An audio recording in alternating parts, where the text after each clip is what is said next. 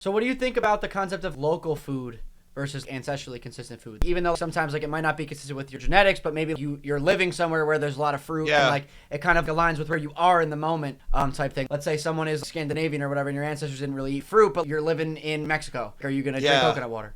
Yeah, that's a really good point you bring up, actually. I think the environment you're in does dictate your epigenetics. Like if you were to do epigenetic testing of somebody living in Norway and that same person, they moved to Mexico and lived there for 6 months, I'm sure it'd be a lot different. So it's definitely a balance of both, but I definitely do think, and that's what people, it sounds kind of similar to seasonal eating, like, Yeah. I know. Is it the best that I have a smoothie all year round? It's what works for me personally. I feel the best I felt, but I do understand people saying you want to eat seasonally around that, even if you weren't endemically born into that area. So I definitely think it's a blend of both. Like I said, I do think that your environment can dictate your epigenetics, which can probably, I'm not aware, I haven't really looked into Maybe this turn literature. on genes. It could probably turn on genes that, like, does vitamin D exposure enhance how well you process fructose from fruit? I don't know. Maybe, but like, this is how my brain works. So I have that idea.